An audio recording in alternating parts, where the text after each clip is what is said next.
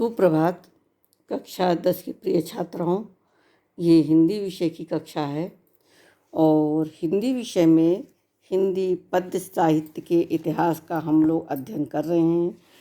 पिछली कक्षा में आधुनिक काल जो कि आपके पाठ्यक्रम में है, इसका समय, इसमें भारतेंदु युग, द्विवेदी युग और छायावादी युग का हमने अध्ययन किया।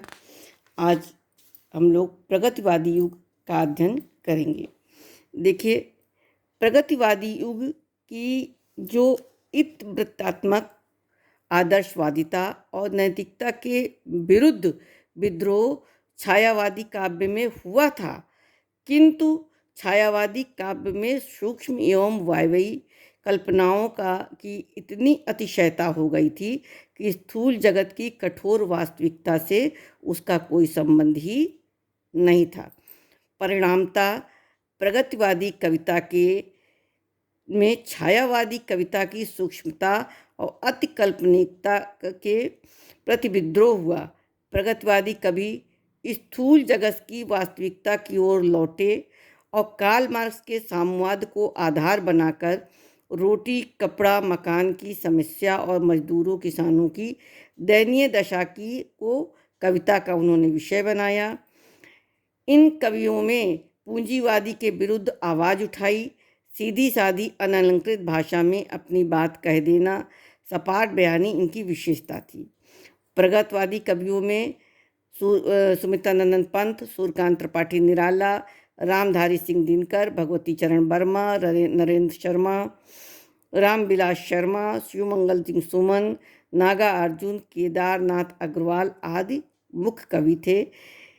इनमें से कुछ कवियों की कविताओं में सामाजिक क्रांति का स्वर अधिक प्रखर हुआ। अब प्रगतिवादी कवियों ने छंद के बंधन की अनिवार्यता को नहीं माना।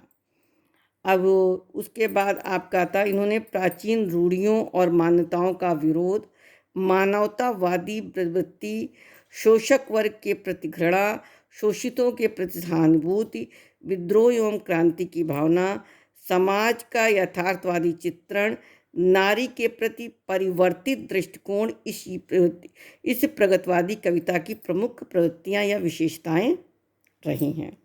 इसके बाद प्रयोगवादी धारा एवं नई कविता। प्रयोगवाद का आरंभ अज्ञेय द्वारा संपादित सन 1943 ईस्वी में प्रकाशित तार सप्तक संकलन से माना जाता है। प्रथम तार सप्तक में 7 कवियों की रचनाएं हैं। इसमें इन्हें संपादक अज्ञेय यानी सच्चिदानंद हीरानंद वात्स्यायन ने राहों का अन्वेषी कहा था। ये 7 कवि थे: सच्चिदानंद हीरानंद वात्स्यायन अज्ञेय, गजानन माधव मुक्तिबोध, नेमिचंद, भारत भूषण, प्रभाकर माजवे, गिरजा कुमार माथुर, रामविलास शर्मा।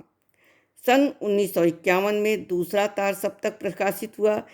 इसके 7 कवि थे: भवानी प्रसाद मिश्र, शकुंतला माथुर, हरिनारायण व्यास, शमशेर बहादुर, नरेश मेहता, रघुवीर सहाय और धर्मवीर भारती। 1959 में तीसरा तार सप्तक भी प्रकाशित हुआ और प्रयोगवाद के समर्थन में कुछ पत्र पत्रिकाएं भी निकलीं। कुछ प्रयोगवादी कवियों के कविता संग्रह भी प्रकाशित हुए। अज्ञेय रचित हरी घास के पर क्षण भर, सुनहरे शैवाल, इंद्रधनु रौंदे हुए थे, आंगन के पार द्वार, भवानी प्रसाद मिश्र कृत गीत फरोज, खुशबू के शिलालेख, गिरजा कुमार माथुर कृत धूप के धान, शिला पंख चमकीले और धर्मवीर भारती कृत ठंडा लोहा, कनुप्रिया आदि विशेष उल्लेखनीय हैं।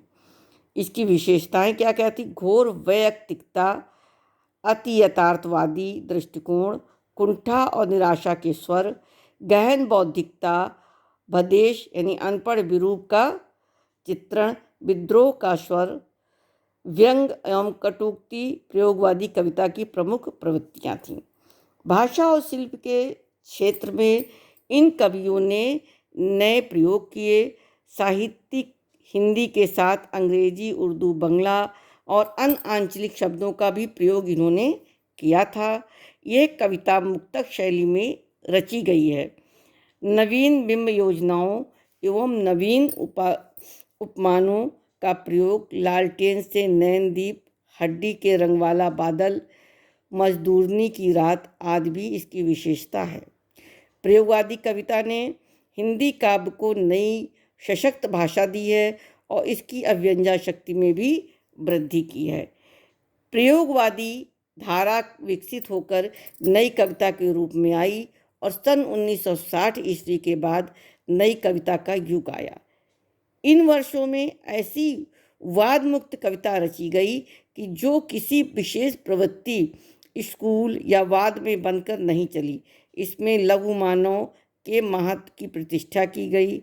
इस प्रवृत्ति में से यह आशय हुआ कि व्यक्ति की सामान्य मना स्थिति को अभिव्यक्त करने वाली कुछ ऐसी कविताएं लिखी गईं जो सचमुच नई थीं।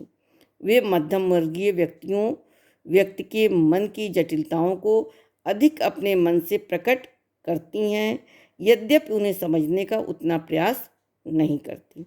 नई कविता के अनंतर अकविता का दौर आया और उसमें अस्वीकृति के तेवर चरम सीमा पर पहुंच गए।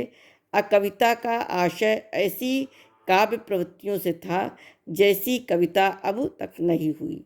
इसमें उसके नाम की ही परंपरा का पूर्ण रूपेण नकारने का भाव रहा। इस प्रवृत्ति का निराकरण अथवा निवारण मुक्तिबोध और धूमिल आदि की कविताओं के प्रकाशन प्रचारोपरांत हुआ था। ये आपका हिंदी पद्य साहित्य का इतिहास पूरा हो गया। इससे संबंधित मैं आपको कल पूरा प्रश्न दूंगी जिसको आप लोगों को करना है।